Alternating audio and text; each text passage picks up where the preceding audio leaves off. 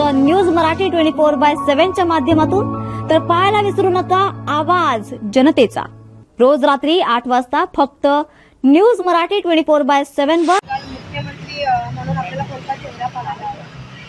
सध्या तरी काय असं वातावरण आहे ना की ते काहीच कळत नाही आहे, कोणी यावं। मला तर असं वाटतं कोणीच नको आहे। आमचे जे पक्ष होता, म्हणजे आता मी उद्धव बाळासाहेब ठाकरे या गटातून आहे, तर मला अशी खूप आहे होता आम्हाला की आम्हाला त्यांना मुख्यमंत्रीपदी बघायचंच होतं, पण ते काय अजून तसं काही दिसत नाही। आता हे जर शिंदे आणि यांनी राज ठाकरे यांचा जो काय पराभव झाला आहे एक प्रकारे, त्यांनी तो फायदा उचलला आहे भाजपने, दुसरं काही नाही बोलू शकत आहे मी। पण मला तर हे कुठलेच मुख्यमंत्री म्हणून नाही बघायचं आहे, मला बघायचं आहे ते फक्त उद्धव साहेबांनाच बघायचं आहे मुख्यमंत्रीपदी। लाडकी बहीण योजनेचे देखील पैसे सांगण्यात आले, तेही देखील देण्यात आले, त्याच्याबद्दल आपलं काय? तेच झालं ना, आता लाडकी बहीण त्याने आधी दिले पैसे आणि त्याच्यानंतर आता काय झालं आहे, मतदान झाल्यावर सगळ्यांनाच कळलं आहे काय आहे लाडकी बहीण आणि काय आहे लाडका भाऊ। तो तुम्ही तुमच्या ह्याच्यावरती आम्हाला नाचवतात, असंच झालं ना शेवटी एक प्रकारे। तर काय बोलणार आता ह्याच्या पुढे, लोकांना समजलं पाहिजे। तसेच आपल्याला महागाईबद्दल काय वाटतं? महागाई तर आता इतकी वाढली आहे बघा, एका साईडला ती लोक आपल्याला लाडकी बहीण म्हणून पैसे देतात आहेत, पण दुसऱ्या साईडला काय आहे महागाई, तेलाचे भाव काय झालेत, भाज्यांचे भाव काय झाले, एक सामान्य माणूस काय करणार आहे आता? तुम्ही तुमची पदं आणि हे घेऊन मोकळे झालेत, तुम्ही तुमच्या हे पण नियम पण सांगितलेत की काय करायला पाहिजे, आम्ही 1,500 वाटू, मग आम्ही 2100 वाटू, बस आम्ही त्याच्यावरच राहायचं। मग या महागाईकडे कोण बघणार आहे? तो विचार त्यांनी बघायला पाहिजे ना, करायला पाहिजे। जो येईल चेहरा तो आपला चेहरा, नेमकं कोणाचं? कोणाचा नाही मी सांगू शकत। शिंदे साहेबांचा किंवा देवेंद्र फडणवीसचा किंवा अजित पवार? त्यापैकी ते तिघांपैकी कोणाचंच नाही आवडणार। आम्हाला तो फायदा देईल तो। नेमकं काय घडलंय म्हणून आपण असे म्हणताय? हा, नेमकं काय घडलंय म्हणून आपल्याला हा चेहरा पाहायला नाही आवडत? जो चेहरा पाहायला आवडेल ना त्यालाच पाठी टाकलं आणि ते सगळे पुढे गेले बहिणींना पैसे देऊन देऊन।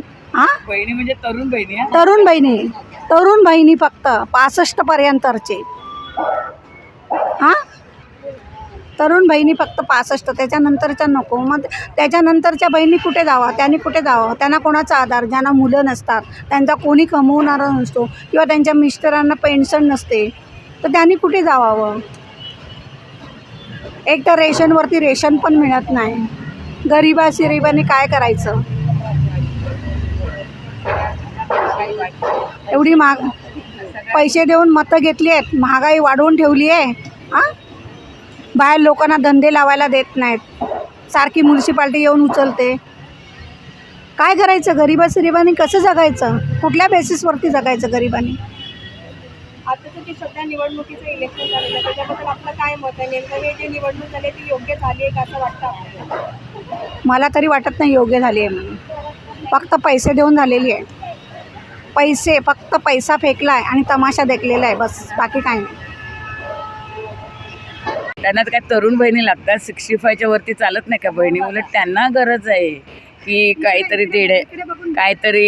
हे करण्याची, पैसे मिळण्याची।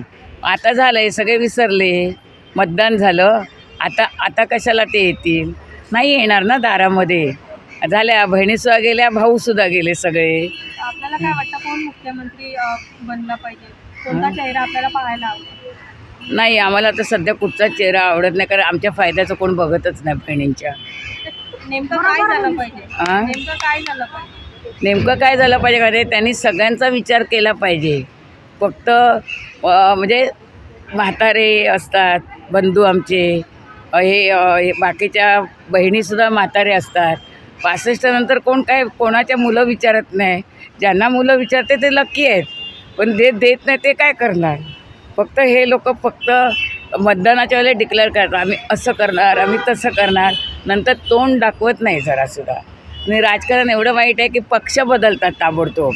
जे पूर्वपार आले तर त्यांच्याकडून निशाणी मागतात, त्यांना स्वतःच्या निशाणीची गॅरंटी नाही का, दुसऱ्याची निशाणीवरती कसलं हे करता तुम्ही निवडणूक हे करता?